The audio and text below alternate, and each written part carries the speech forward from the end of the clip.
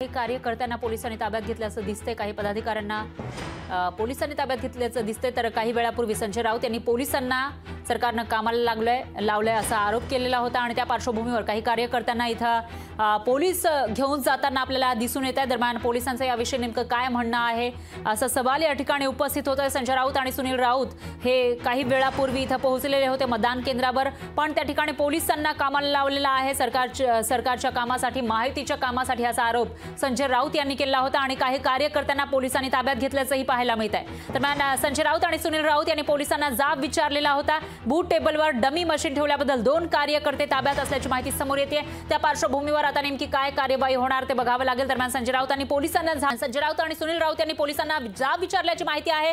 तर बूथ टेबलवर dummy machine ठेवल्याबद्दल 2 कार्यकर्ते ताब्यात घेतल्याची माहिती समोर येते। आताची सगळ्यात मोठी आणि महत्त्वाची बातमी, संजय राऊत यांनी पोलिसांना झापल्याची माहिती सुद्धा समोर येते। संजय राऊत थोड्याच वेळापूर्वी मतदान केंद्रावर मतदान करण्यासाठी पोहोचले होते, पण संजय राऊत, सुनील राऊत यांनी पोलिसांना जाब विचारल्याचं कळतं। या ठिकाणी डमी मशीन ठेवलं होतं बूथ टेबलवर अशी माहिती समोर येते आणि त्यामुळे 2 कार्यकर्ते ताब्यात घेतल्याची माहिती समोर येते। दरम्यान संजय राऊत यांनी झापल्याची माहिती समोर येते आणि संजय राऊत तसंच सुनील राऊत यांनी पोलिसांना जाब विचारल्याची माहिती सुद्धा समोर येते।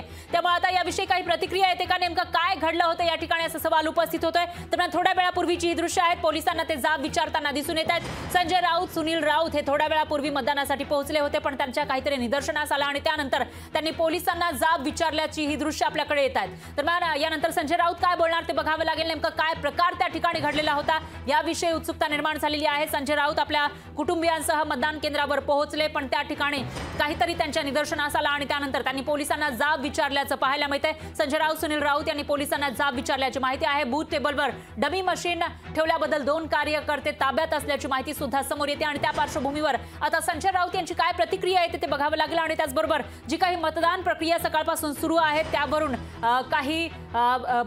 काही आक्षेप घेतले जातात का ठाकरेंच्या शिवसेनेकडून, याविषयी सुद्धा या ठिकाणी आता प्रश्न उपस्थित होतोय। तर संजय राऊत यांची प्रतिक्रिया समोर येण्याची शक्यता आहे या मतदानानंतर, त्यामुळे आता संजय राऊत नेमकं काय बोलणार ते बघावं लागेल। दरम्यान आताची सगळ्यात मोठी आणि महत्त्वाची बातमी, आज सकाळी 7 वाजल्यापासून मतदानाला सुरुवात झाली आहे मुंबईमध्ये।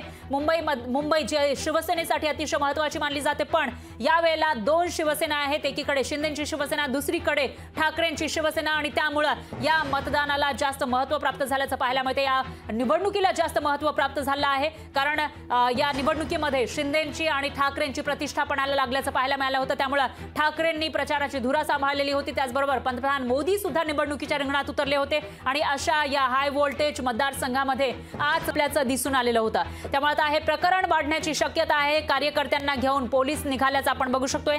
पोलिसांनी या 2 कार्यकर्त्यांना ताब्यात घेतलेलं आहे, मात्र पोलिसांनी नेमकं का त्यांना ताब्यात घेतलं असा सवाल या ठिकाणी उपस्थित होतोय। तर 2 डमी मशीन लावल्याबद्दल त्यांना ताब्यात घेतल्याची माहिती ही समोर येते, पण पोलिसांकडून काय स्पष्टीकरण येईल ते बघावं लागेल।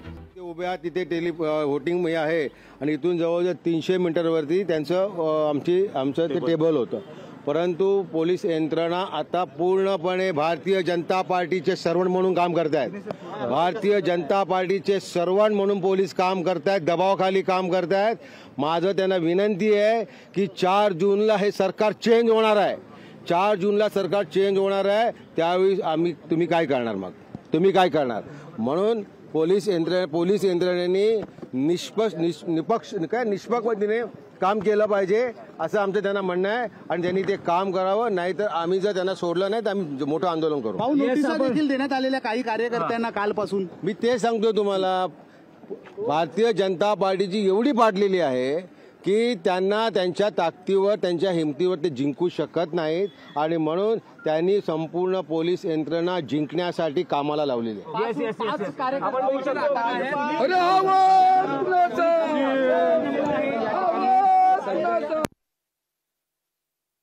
तर सुनील राऊत यांनी आरोप केल्याचं पाहायला मिळते। पोलिसांनी निष्पक्षपातीपणे काम करायला पाहिजे, पण लोकशाही मराठी ऐका, पहा, जागरूक रहा।